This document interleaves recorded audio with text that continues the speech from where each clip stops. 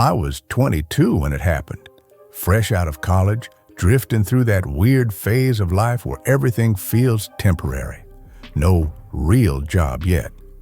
Just odd gigs in my small hometown. Dog walking, babysitting, cleaning houses. It paid cash, kept me moving. One woman I dog sat for, nice enough, suburban, too many throw pillows, texted me out of the blue. Said she knew a man who needed a house sitter. His name was Craig. He had a golden retriever named Max with separation anxiety. Couldn't be left alone overnight. It was last minute, 1 week. Good pay. I said yes without thinking. I wish I'd thought harder. Craig called me a few days before. On the phone, he sounded overly friendly, not flirty, just too eager, too familiar. But I brushed it off. In person, he seemed normal enough. Late 40s, tall, thinning hair, wire glasses, windbreaker zipped to his neck. The kind of guy who owned a treadmill but never used it. His house sat on the edge of town, tucked in thick trees. It felt more isolated than it looked on a map. One-story, ranch-style, overgrown lawn, flickering porch light. Inside, the house was clean but dated. Beige carpets, brass fixtures, floral curtains, doilies on everything. It didn't feel lived in. It felt preserved, like nothing had been touched in years. It smelled faintly of wood polish and something older. Craig gave me a quick tour, robotic. Max's food, meds, leash, where the spare key was. Then he mentioned, the basement and the master bedroom are off limits. Nothing you'll need in there. My room was small, with a stiff bed and an old TV. Max was perfect, soft, sweet, instantly attached. He slept at the foot of the bed both nights. By night 3, I was starting to enjoy the quiet. Until I noticed the clock. It sat on the dresser, black plastic, glowing blue numbers. I hadn't seen it before, and something about it felt wrong. The house screamed early 2000s, but this clock, sleek, new, too new. I walked over, above the numbers, a tiny round hole. At first, I told myself it was a light sensor, but it was angled at the bed, perfectly aimed. I picked it up, heavy. I held it to my ear and heard a faint hum, a cooling fan, the kind used in hidden cameras. My stomach dropped. Then Max whined. I turned and heard it too, a soft creak. Somewhere deeper in the house, a door. Craig wasn't supposed to be back until Sunday. It was Wednesday. Then came footsteps. Slow, measured. Still holding the clock, I rushed to the bedroom door and locked it, just as the steps stopped outside. Then his voice. Hey, sorry. Didn't mean to scare you. I just forgot something. In the room. Can you open up for a second? I didn't answer. It's just the dog monitor, he said. The clock. Not a camera, just tracks movement.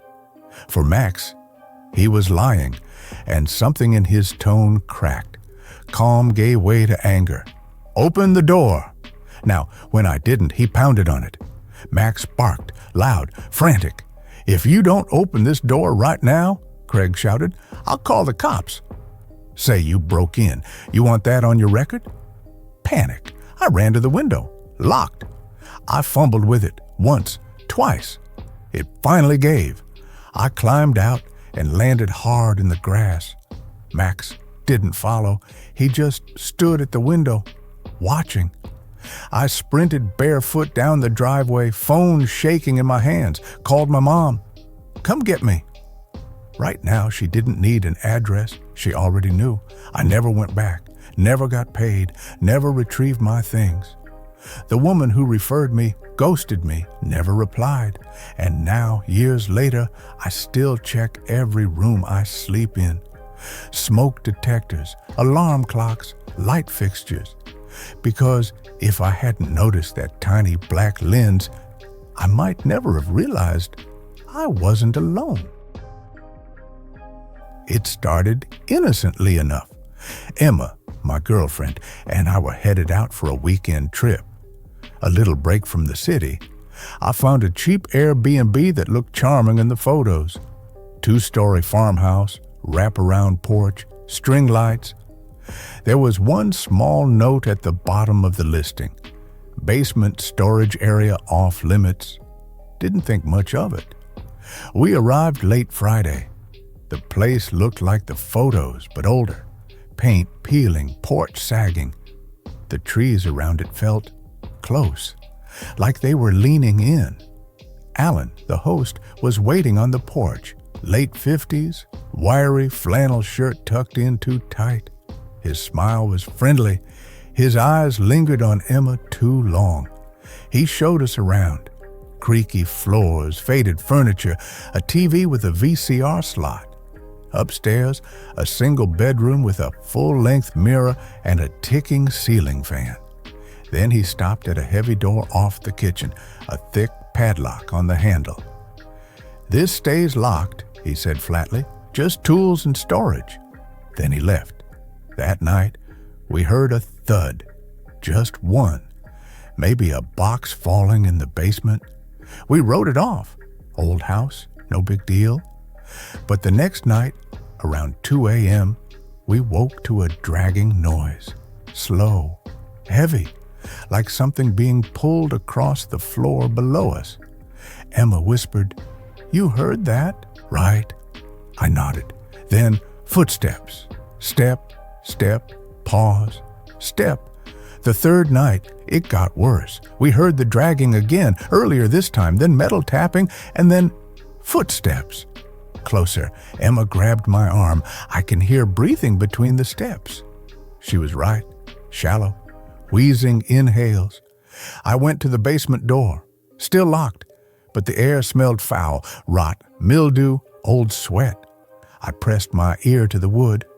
Silence. Then a soft creak, like someone shifting. Back upstairs, Emma was brushing her hair in front of the dresser when she stopped cold, raised her arm and pointed. "Does the smoke detector look weird to you?" I looked up. Standard plastic circle above the bed, but the center dot, too dark, too round. I climbed on the bed, twisted the cover, a camera, battery-powered, green light blinking. There was a red wire running into the ceiling. I scanned the room, found another lens behind the mirror, pointed at the bed.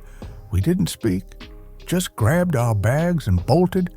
We drove to a gas station and called the cops. 2 officers met us, then followed us back. They found the cameras. Then we mentioned the basement. This time the door opened, no padlock, just darkness. They went down with flashlights and guns, then shouting. They pulled someone out in cuffs. Alan, sweat-stained, covered in dust.